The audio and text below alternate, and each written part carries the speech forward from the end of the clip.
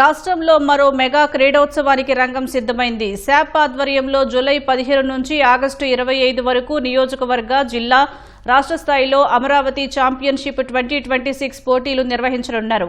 August 29న జాతీయ క్రీడా దినోత్సవ వేడుకల్లో భాగంగా ఫైనల్స్ జరగనున్నాయి. విజేతలకు 94 లక్షల నగదు బహుమతి అందించనున్నట్లు నిర్వాహకులు చెప్పారు. విజయవాడ శాప్ కార్యాలయంలో అమరావతి ఛాంపియన్షిప్ 2026 పోస్టర్లను శాప్ చైర్మన్ రవినాయుడు, ఎండీ భరణి, చదరంగ క్రీడాకారిణి కోనేరు హంపి, హాకీ క్రీడాకారిణి రజని ఆవిష్కరించారు. ముందు సంవత్సరం మనం అండర్-22 వరకు మనం పెట్టాం.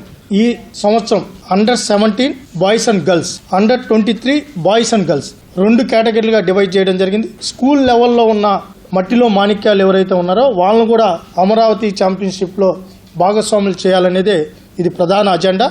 ముందు సంవత్సరం డిస్ట్రిక్ట్ లెవెల్ సెలక్షన్స్, అదేవిధంగా స్టేట్ మీట్స్ పెట్టడం జరిగింది. కానీ ఈసారి ఇంకా ఇన్ డెప్త్కి వెళ్ళి కాన్స్టిట్యున్సీ లెవెల్ సెలక్షన్స్ పెడుతున్నాం.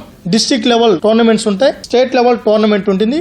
రాష్ట్ర వ్యాప్తంగా 175 నియోజకవర్గాల్లో ఈ సెలక్షన్స్ ఉంటాయి.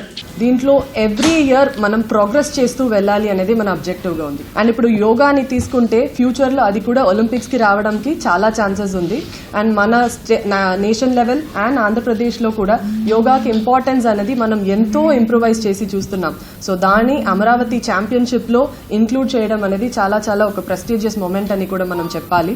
మన స్టేట్లో స్పోర్ట్స్కి ఎప్పుడూ కూడా మొదట ప్రాధాన్యత ఉంది. ఇప్పుడు ఈ స్పోర్ట్స్కి ఎటువంటి ఇంపార్టెన్స్ లేని టైంలో కూడా మన స్టేట్ నుండి ఎంతో మంది ప్లేయర్స్ మరి చంద్రబాబు నాయుడు గారి ఎంకరేజ్మెంట్తో ఇంటర్నేషనల్ లెవెల్లో సక్సెస్ అవటం, ఒలింపిక్స్లో మెడల్స్ తీసుకురావటం జరిగింది.